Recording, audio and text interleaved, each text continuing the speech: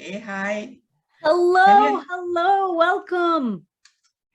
So can you hear me? I can hear you loud and clear. Can you hear me? Oh, great. Yes. Okay. So how are you? How are you? How was the day? I am good. I'm good. My day was really good. Actually went makeup shopping.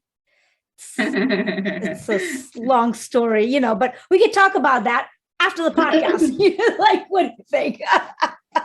Do you want to get started? I mean, okay, so basically the way I do it for my podcast is I just go where the conversation goes. So you can ask me a question, I can ask you a question. We just talk books and reading and writing, and that's kind of how it goes. So it's not like, it's not a scripted, oh, here is my question today. It's not going to be like that. Okay. Sounds good? Yeah, of course. Okay. Jayanthi Sankar. Yeah. Yes. Welcome to the Living a Life Through Books podcast. Thank you for having me. I'm excited to have you. This is going to be so much fun. I'm really intrigued. Okay. I really am intrigued. I know you were introduced to me by Sarabi, and she's like, oh, you need to talk to Jayanthi. And she spoke so highly of you. Oh, I was like, I got to meet this woman. And so here you are. Yeah, I am here. You're an author, 3 books. Yes, 4 in the making. Wow. Yes, 4th one. Yes. So tell me about that. Like, what is your profession? Are you a professional author now? Were you something else and you kind of transition? Tell me about that. I am an author by identity and by choice. Okay. I've been writing for 27 to 28 years, and on and off I go for full-time jobs, part-time jobs, but my freelance editing and translating, transcribing works will go on and on, because it gives me the flexibility, so that goes on regardless of what I'm doing with my, writing or anything. But again, I'm going to start a full-time job on July 4th. This time I'm choosing a health sector. I did a course to enter health sector, which I've never known how it is to be in that place or to work for such a setup. But then I went, I knew I wanted to go there. I wanted to serve, give back to the society. But then I also knew I didn't have any skills. So I went for a 6-month course. And then I'm now equipped. Now I'm going to start work on July 4th. So it's a new journey. So such new journeys always happen in my life. But writing was one that always went forward. These things come and go. And for example, journalism of 3 years, and then one HR part-time work was for not even a year. So those things, and I've taken, I've given tuitions for children who want to, improve on grades and all. Those were long before, 20 years back. So, that was for 6 years. So many things I've done. So, but writing was one thing I always do. It never. So when did you start writing? Like, when's your earliest memory of writing? 4 years old, 10 years old? No, not at all. No, not those, that kind. I don't come under that category. In fact, I didn't show any symptom or signs of writing during my childhood. Okay. I was such an introvert. Everything was happening here. I never expressed, and not until my mid-20s. Oh, wow. Okay. Yes, 1995. is when I started, I tried writing. In 1990, when I came to Singapore, so 32 years ago, is when I started reading seriously. So I'm a late bloomer in that sense. So I didn't, yes, like everyone reads in their childhood, their childhood. I did read. I didn't write apart from the, essays and things. Right. The school has the curriculum part of them. Nothing beyond that. I didn't have any flair for that. That's what I believed. But when I started reading for the pleasure of it, 1990 to 95, for 5 years, just for the pleasure of it. And in 95, that was the turning point. And my first short story was titled Turning Point. And it was an accident, I would say, because 5 years of reading, brought a critic in, a critic with who I didn't know. I was only reading, the critic formed. I knew which was good writing, which was what I would have done, the short story to make it better. That's how it went on and on in my mind. And one fine day I was reading a short story which was not even worth publishing in print, but I was reading in a print version, weekend, lifestyle. That story was so below standard, but I went on giving the benefit of doubt. I went on reading again. Why this was chosen? Why? That is when I realized, I asked myself, have you ever written an essay, at least an essay? Right. Not even a fictitious short story. Let's not talk about that. Just an essay. Have you done one worthy of publishing? You have not done. And here you're criticizing someone else's work. That's what my inner conscious said. Then I said, yeah, I've never done that. So maybe I don't, qualify to even think like this about one's work. Right. Then, I don't know, playfully, the very next week, I started writing whatever I saw in the early morning dream. A random, stupid, absurd dream. I wrote it, whatever I came to my mind, whatever I could remember, and I turned it into a story, and it got published the following week. Wow. And now how does that happen? I mean, like, if I have a story, I wouldn't even know where to go for publishing and everything. You're just a reader, you're a critic, and you write, and then a week later, you're just, how? I didn't expect, because I knew deep within that it is not yet good, but I just tried my luck. And when they published, the editor called me, spent 20 minutes asking me, is this the first work? Is this your first work? I went on saying, yes. And I felt embarrassed. In fact, I thought, what is he going to say?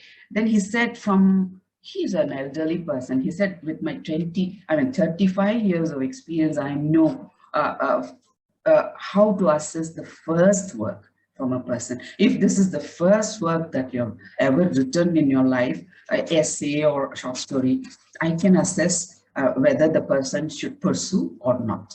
I can assess. And let me tell you, if you have it in you, don't leave writing. Keep on writing. You're going to bloom like anything. I didn't believe it until the next few years, several short stories, then I started slowly believing, okay, maybe. And that's how it started in 95. So it's 27 years and 28 year running. And I'm so happy I've discovered myself at that point, yeah. And it was an accident. And the critic in me brought out the creative side of mine. So what kind of stories do you write? I haven't read your books. So, yeah. So what tell me about your books and where the ideas for your stories come from and what that process is right now for you to write something. Stories are everywhere. Stories are there when we shop, when we travel on the train or bus, when we see any strangers in the park.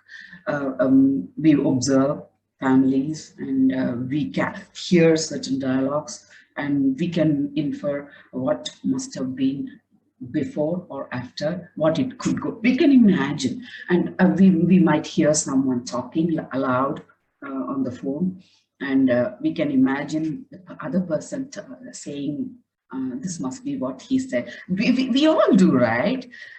And so many knots and ideas come from life. My fiction is from life all the time. And most of the times, my stories are character driven. Because I form a character in my mind, which might be a culmination of so many people I've met. I might also be there a bit in one particular character. It forms in my mind. So I start liking her or him so much that I place the character in one setting, or bring about the social issues, and imagine the character going through it, and that's how I develop most of the times. But my fiction also has one speciality. I touch history. My fiction, for example, Tabula Rasa, the recent novel, and the previous one, Misplaced Heads, both are historical fiction. So the first one, which is Misplaced Heads, is talking about the temple dances of India. Whereas the recent one, Tabula Rasa, is a story of Singapore. Wow. Yes, Tabula Rasa is Singapore's story. A story of Singapore through and touching on migrant workers, how this nation was built by migrant people.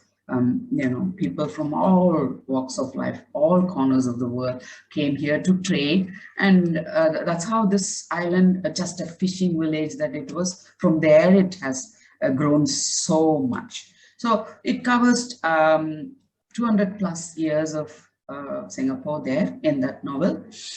So basically the historical threads will go, and the contemporary will also be there. So there will be connections. That's how I weave the threads. So, and the one I'm working now, I'm purposely coming out of the historical fiction. I'm going into socio-psychological genre, because I want to come out of that pattern that might happen. I don't want to create a pattern. Oh, she's known for historical fiction. No, I can. Oh, right. Okay. I can try other genres, subgenres in fiction, and also I'll make it work. So, and it's a challenge for myself, and it's a new flavor for my readers also, because now my readers have started waiting for my next work. That's awesome. They are eager to, yes, they are eager to see what's coming next from her. So it's a responsibility, as well as it's a joy to give something new for the my readers to enjoy. So and another thing is, new readers might come to me from any of those three books, or from the book that I'm currently working, might reach a new reader, and the reader might go back to the other three books. So such things keep happening. So whatever be the case, that readers are waiting for me to give the next work, which I want to give it in the best way possible. I'm halfway rewriting it. Yeah. That's great. Congratulations on that. So, thank you, Shahnaz. Yeah, tell me about the publishing process. How did you learn about it, and how did you approach all of that with your first book? Publishing journey was almost similar to any author that you would come across. More of rejections, and I have at least for my first book, which is Dangling Gandhi, I approached at least 120 publishers. Oh, wow. And from there I got some kind of response, reply to my email, at least within a month, only to about 20 to 25 of them. And out of the 20 to 25, at least 20 of them said no in sugar-coated words. Yes, it's not for in our list. We don't do fiction. They have their own words. Right. We really like this book. It would make a great book for a different country, but not for us. For us. We wish you well. Okay, got it. Yes. But it's for the readers. It's not for you. Anyways. So those, and about 3 or 4 of them gave me a little hope, but not anything clear. I had to wait.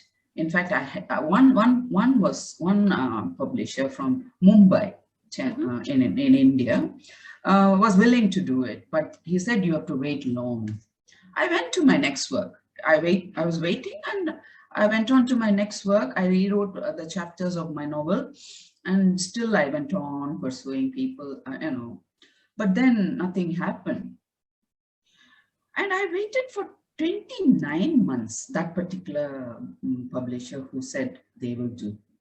29 months, that's 2.5 years, right? Then I went back to them. I asked them, this is too long we should do something about this. I mean, you give me some answer, concrete answer. This is when we will start work on this and all.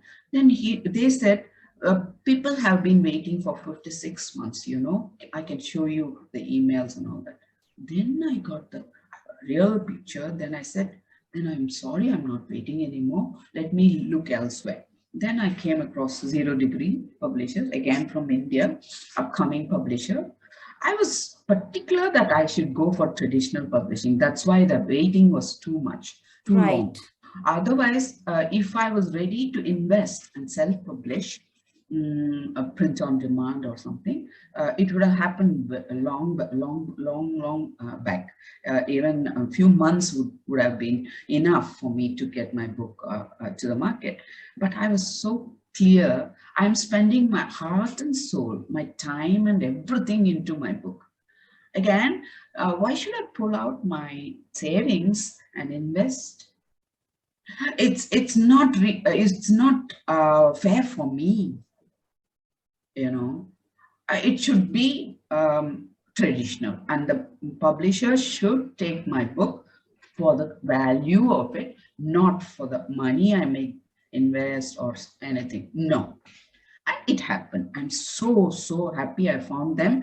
They have done all the 3 books, and they are waiting for my 4th book, and the support and the trust they have in me is it's a gift. I'm very grateful for that. They really, yeah. And interestingly, the first manuscript, after they read and they got back to me asking for the whole manuscript, they said it reads like something like Haruki Murakami's. Oh, wow. I didn't sleep that night. Oh, wow. I said, even if you're not taking it, even if you're not publishing it, this particular thing, you are a stranger. I'm a stranger to you as well. You come back to me only based on the manuscript, sample chapters, and you're saying this over the phone, and you made my day. No, you made my year, I said. And then that was the joy I got, and they took it, and no, my writings are not like Murakami's. The person who read, or the group who read, they found that abstract postmodernistic beauty in it. That's what they connected with Haruki Murakami, not the writing style. Sure, I mean, but your work transported them to Murakami. Yes. I mean, they got reminded that they got reminded of Murakami's abstractness, Sure. That's and great. Yes, because I read a lot. At least I have been reading a lot. Recently, I have not read so much as before, but one thing I am gifted with is I get inspired, I get joy reading many styles, but none of the styles come to me. Meaning, I'm writing a novel now, I'm rewriting, right? People, many of my author friends, they say they don't read when they are writing. Right. But for me, no, I read. I can read when I'm writing. That's great. That's because great. It will not influence my writing. That's great. That's amazing. And that's rare. I've heard from other author friends, and they say that's very rare. And I am very grateful to God, if I should say, to the universe for that gift I have, or the wisdom that I have to draw a line where I will be a reader. When I'm a writer, I'm a writer by myself with the unique, styles and things. This does not, these don't cross. So maybe that's there in innate. I don't know. Probably. That's just great, because sometimes I find when I'm writing, I'm like, wait, the style, my style is changing a little bit. I'm kind of like, why is your style changing a little bit? It's because I really like this other person's style. Let me try the style, and it's like, and what is my style? I'm still but I am reading a lot now. I mean, I do a lot of audio listening, so audio reading. When you talk about reading a lot, what is your definition of reading a lot, and what do you read? I know you said you read everything, but what is mostly everything? Fiction. Every genre? What? Yes, mostly fiction. And my reading journey by itself is so very motivating graph, I would say, for any budding readers, because I started in 1990, serious reading, I mean. And 1990 to 95, I read anything and everything, more of fiction, and any authors. Randomly, I used to pick from the library. And after 95, I started, realizing I like these authors, these subgenres in fiction. Then I went for those. And later on, into the 2000s and up to now, I go for the newly published, or sometimes new authors, random authors also. But most of the times it's, fiction. And if it's experimental fiction, for example, Jose Saramago, he wrote so many experimental fiction, right? So that kind of that newness, freshness, I love. So I go for such works. I don't go for rom-com and such, pulp fiction. No, not my taste. So yeah. Well, it's my reading journey personally, I tend to vary things. Okay. So like historic fiction, I'm like, okay, I've been reading historic fiction. So if you told me, oh, Tabla Rasa, Misplaced Hearts is historic fiction, I'll be like, Misplaced Heads, I'll be like, yeah, about that, Jayanthi. I've just been reading a lot of historic fiction lately. So I'm going to hold off on that, because I'm kind of switching over to fantasy for a bit. And then once I get a little, okay, I've been doing a lot of fantasy, enough wizards and dragons and magics and wands and all the fun things. Okay, then I'll go into like modern fiction, things like that. And I'm like, okay, I'm ready for historic fiction. Okay, let's do your book. That I keep reading, and I keep switching. But like you, I like what you said about just reading and then finding your interest and then keep going into the genre and the subgenre and things like that. Because many authors, once they get published, they stop reading. And when I was conducting a workshop years ago, one young man, he approached me, ma'am, I love to write, but I don't like to read.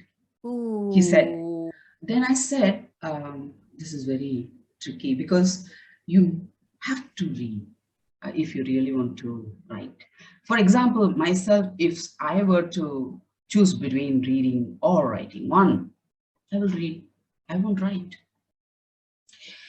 Because when I read, I will get to read so many authors, so many people's minds, so many worlds I get to enter, right? I can't miss that. So, and not just that, young budding writers must read a lot to know what's happening in the writing world.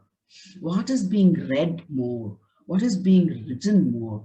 How same kind of story, when it is narrated in a different way, it can stand out. It might be a triangular love story, but it can really be catchy when you really give it in the storytelling, the right tools and right ways, can make it stand out. So this, I told that young man, you have to read. Sadly, you have to read. Yes.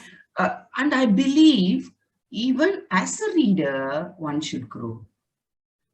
And for one to grow as a reader, people think as a writer, I grow, as an author, I grow is enough. No, it should be simultaneous. As a reader, you have to grow. And then only you can help your readers grow with your writing. So I believe the reader in every one of us, the reader should keep growing, not get stagnant anywhere. That's why I always say, don't be, choosy, like as in, what should I say? Like you just said, right? I sometimes keep on reading historical, later I go to fantasy. Yes, do as your heart says, but challenge your heart and mind and your brain to come out of the comfort zone as soon as possible so that it is exposed to varied genres, varied things, not just one. And only then your writing will also experiment on various other things. So getting stuck in one particular subgenre is not so nice. I mean, we should sense it as a reader as well as a writer. Right. When you're reading a book, okay, so you're obviously a massive reader, right? Right. What are your reactions when you're reading a book? Do you just, what I mean is, do you just absorb the story? Do you stop and start going, oh my God, very, sentence very is amazing. Relevant. I love this plot. Question. What? Yeah. Tell me. Very relevant question. Very, very important question. And thanks for asking that. And when I read, I somewhat know the genre and the author or what it might be about. But at the same time, because I'm a writer myself, editor also. So all those roles will come up. So I have to silence them to be a reader. Just a reader, just a plain-hearted reader who will enjoy whatever is said as it is first. And if I really like it, I go to the book second time. Most of the times, most of Murakami's works, I have done twice or thrice or four times. Second time when I go, I will read it as a writer. Okay. What is being said there? Why did he do that? All those analyses will come only in the second reading. The first reading is only plain reading, similar to what I do in my writing. While writing, I have to silence, maybe gag my editor. Keep shut. Come later. Not now, not now, not now. You have your time later. Okay. So I have to be a writer. Just create whatever comes to my mind. It might be raw rubbish. It can be fixed later. So that's when the editor should come, not now. So we have to have, I'm writing, only writing. Maybe during rewriting, both writer and editor rewriting can happen. And while editing, I have to throw away the creative who was there before. I will just shut her up and only edit. So that's how it has to be done. And when I read the first time, it is only for my pleasure as a reader, like a child. I will go for it. Yes.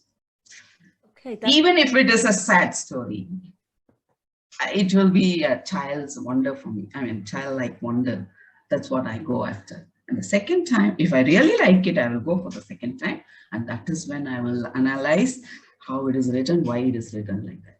Because sometimes lately, yes, I find myself getting stuck and I'm going, oh, wow, this scene is showing, not telling, because, oh, wow. So they're showing this by this and this and this. They're showing her anger rather than the writer saying, oh, the writer could have said, oh, she was angry, but no, look how now she broke the stick in two and she threw it into the forest, and then she ran into the forest and she started beating her fists on the trees. Oh, I love the way it's showing. And I'm going, wait, shut up. Just stop breaking, just go with the story. There's a story here.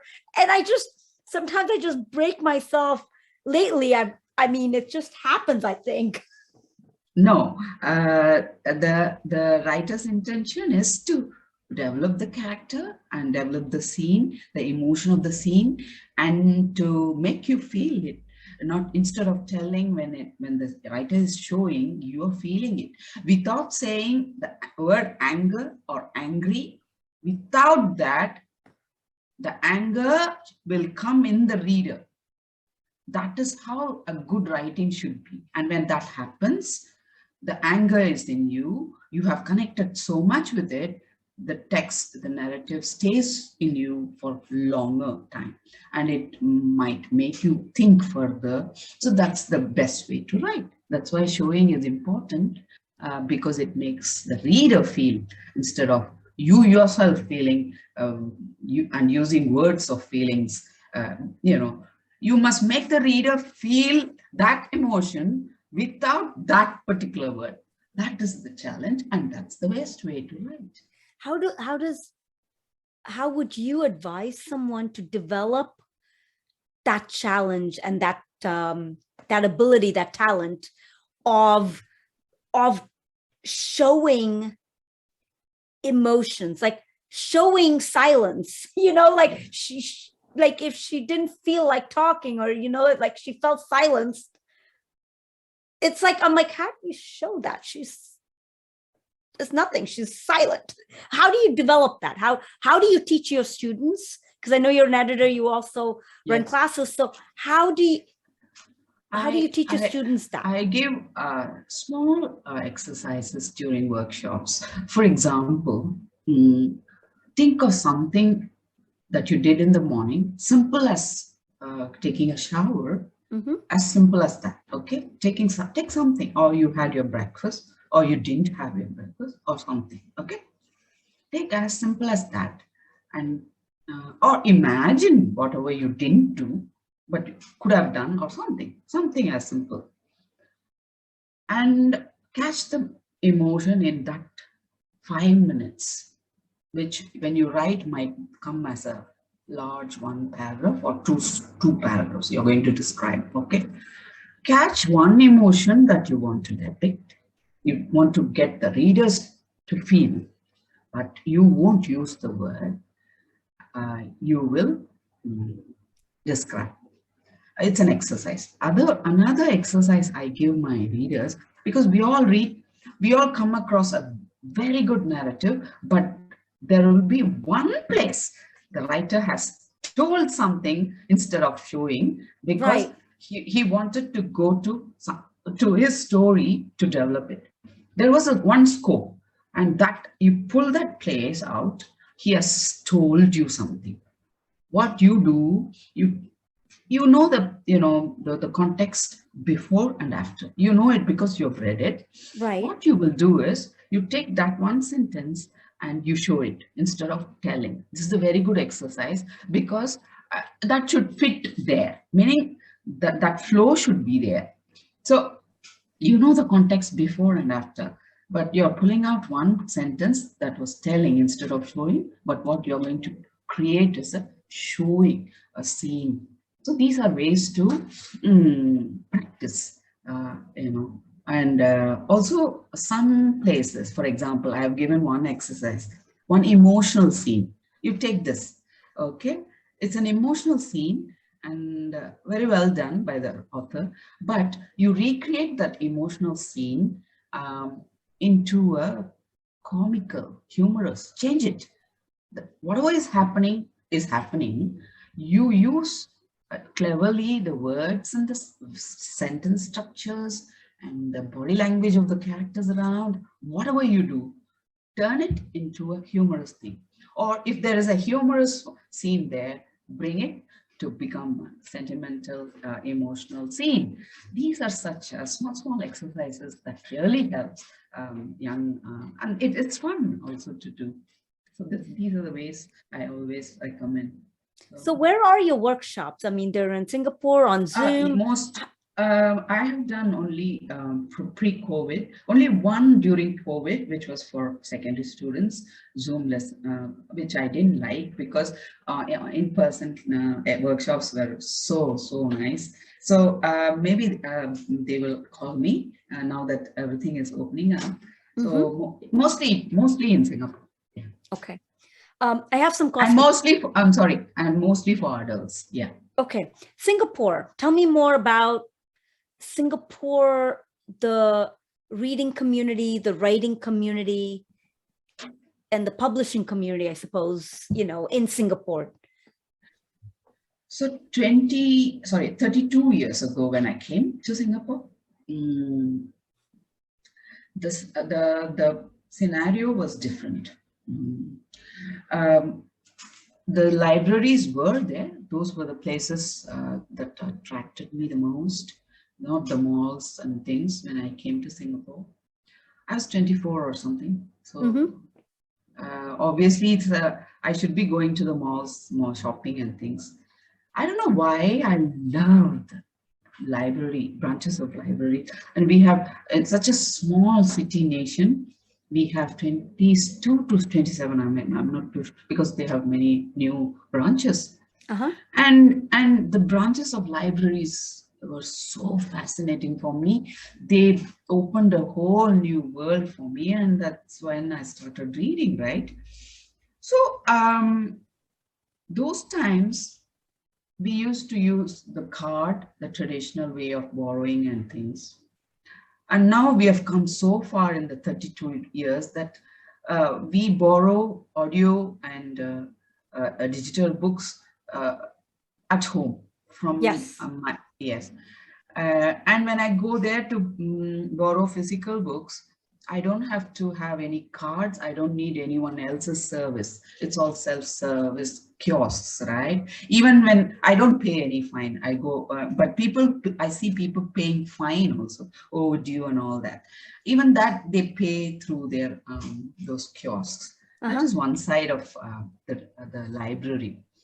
And as the culture of library evolved over these 3 decades I'm watching Singapore, I find number of readers have also increased. So number of readers has increased, and number of book clubs are emerging, many of them. And authors, yes, many authors are, doing very well, and many are emerging, and some of them are going international as well. As for publishing industry, it was slower than what we could expect. But recent years, a few publishing houses are doing very well.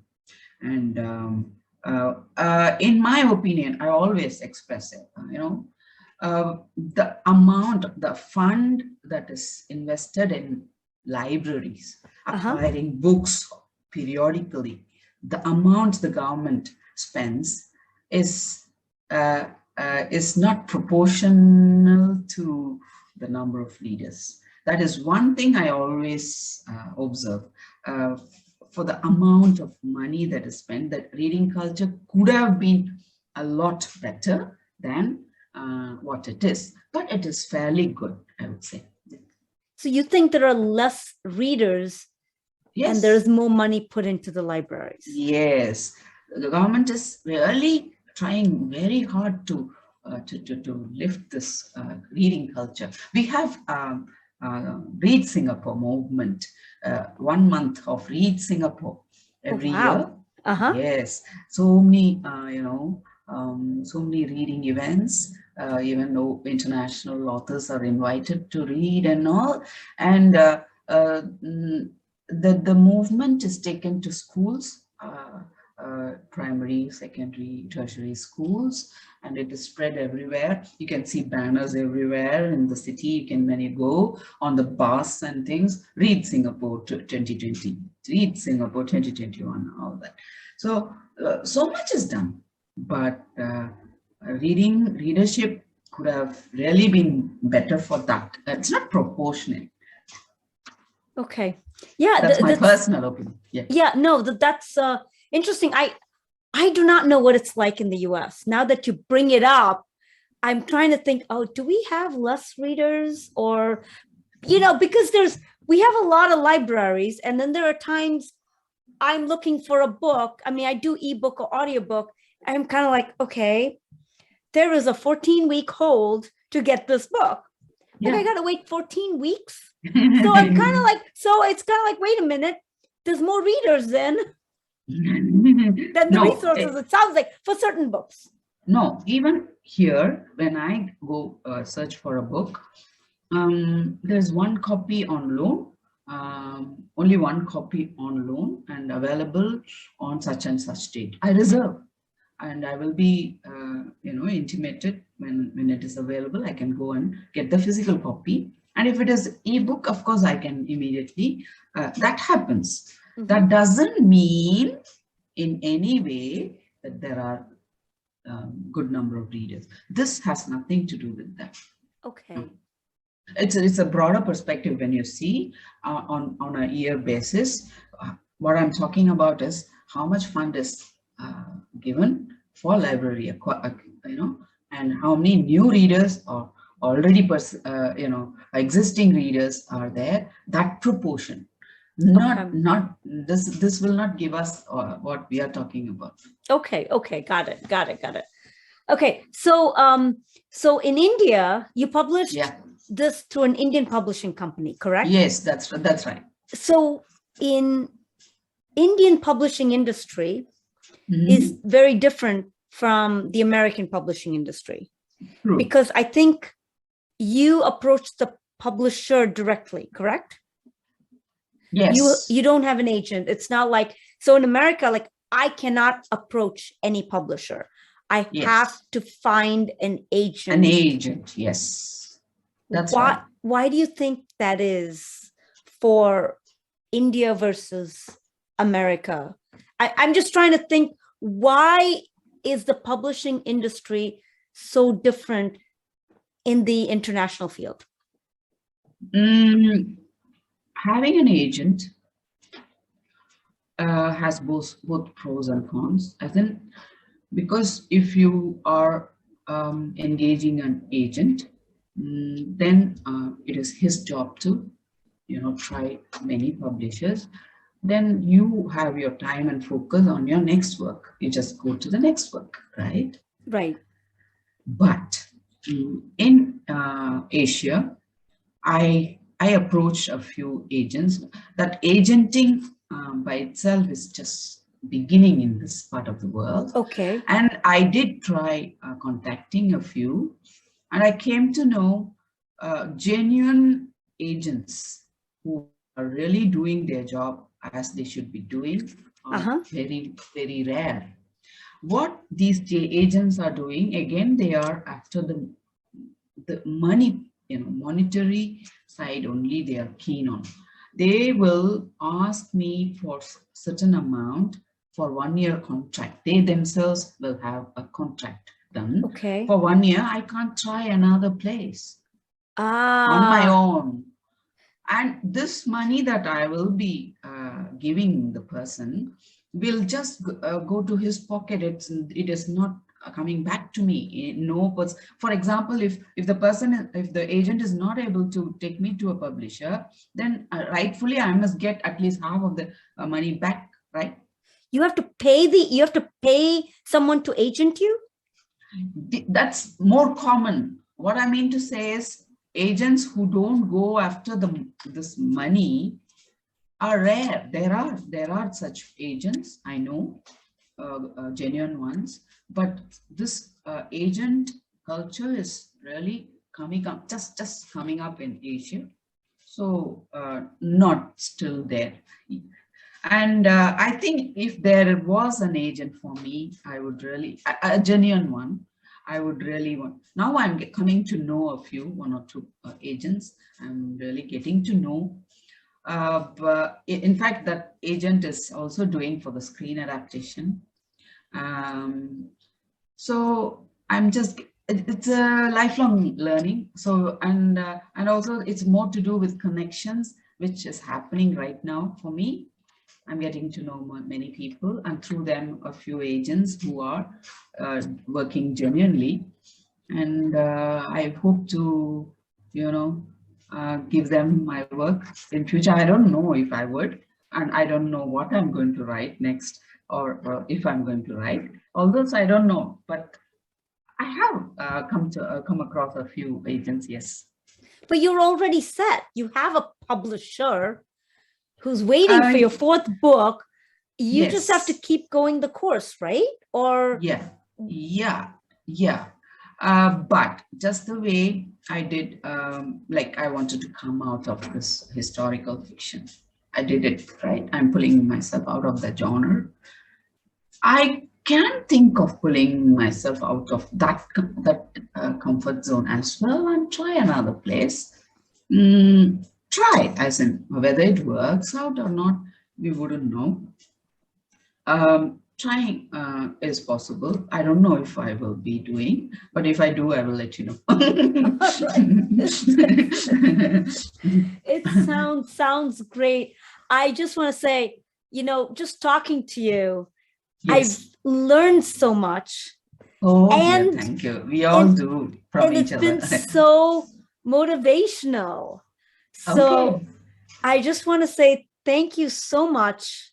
Yes. For coming on and sharing a piece of yourself with me and my listeners. Thank you. Oh, thank you so much, Shahnaz. And I didn't feel like I normally feel. Today was as if I'm just chatting to you over a cup of coffee. So that kind of a casual talk, and you made me feel that easy. And thanks for asking. I mean, it went on like a river. It was never stuck anywhere, and I felt good about that. Our conversation, I mean, and thanks for having me. Thank you. Sure, yeah.